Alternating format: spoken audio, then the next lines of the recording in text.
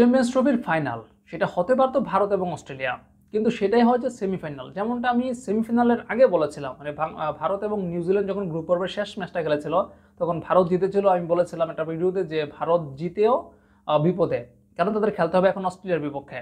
আর New Zealand হেরেও লাভ হয়েছে বা ভালো হয়েছে, সেটা হচ্ছে তাদের প্রতিপক্ষ হচ্ছে দক্ষিণ আফ্রিকা। তো এখনও আমার যেটা মনে হয় যে দক্ষিণ আফ্রিকা এবং নিউজিল্যান্ডের মধ্যকার যে ম্যাচ, সেটাতে নিউজিল্যান্ড ফেভারিট এবং খুব সম্ভবত সেটাতে নিউজিল্যান্ডে জিতবে।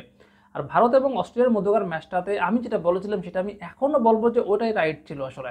মানে ভারত এবং অস্ট্রেলিয়ার যে ম্যাচটা সেটা আসলে অনায়াসে ফাইনাল হতে পারতো। আপনি নিউজিল্যান্ড এবং দক্ষিণ আফ্রিকার কথা যদি ধরেন তাহলে ওই দুইটা দলের চেয়ে অবশ্যই অস্ট্রেলিয়া ব্যতিক্রম।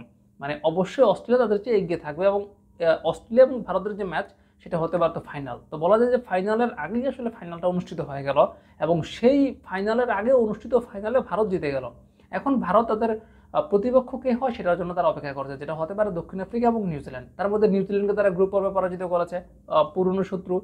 আর হচ্ছে দক্ষিণ আফ্রিকা, যাদের নামের সঙ্গে চোকার তকমা জড়িয়ে রয়েছে। এই দুইটা দলের মধ্যে যেই ফাইনালে যাক, আমার মনে হয় না ভারতের শিরোপা জয়ের পথে খুব একটা বাধা হবে। এখন প্রশ্ন হচ্ছে যে এখানে ভারতের শিরোপা জয়ের সম্ভাবনা বেশি, কিন্তু দক্ষিণ আফ্রিকা এবং নিউজিল্যান্ড এই দুইটা দলের মধ্যে কোন দলটা ভারতের মাথা ব্যথা হতে পারে? এখন অনেকেই বলতে পারেন যে দক্ষিণ আফ্রিকা এবারে টুর্নামেন্টে ভালো খেলছে, আর নিউজিল্যান্ডকে তো ভারত পরাজিত করেছে গ্রুপ পর্বে, সেই হিসেবে দক্ষিণ আফ্রিকা হতে পারে ভারতের জন্য মাথা ব্যথা, এরকম অনেকে বলতে পারে। তবে আমার ব্যক্তিগতভাবে মনে হয় যে ভারত নিউজিল্যান্ডকে যদি গ্রুপ পর্বে পরাজিত করেছে, ভারতকে যদি কোনো দল কিছুটা হলেও আসলে চাপের মুখে ফেলতে পারে বা লড়াইয়ের মধ্যে রাখতে পারে, কিংবা কিছুটা হলেও আসলে চ্যালেঞ্জ ছুড়ে দিতে পারে, সেই দলটা হতে পারে, সেই দলটা হবে নিউজিল্যান্ড। দক্ষিণ আফ্রিকার আসলে কোনো ভরসা নাই। তারা ফাইনালে গিয়ে, তারা ফাইনাল তো বড় কথা, সেমিফাইনালে হয়তো বা তারা ওই চোকার্স যে তকমাটা সেটা হয়তো বা তারা আরেকবার সার্থকভাবে প্রয়োগ করতে পারে।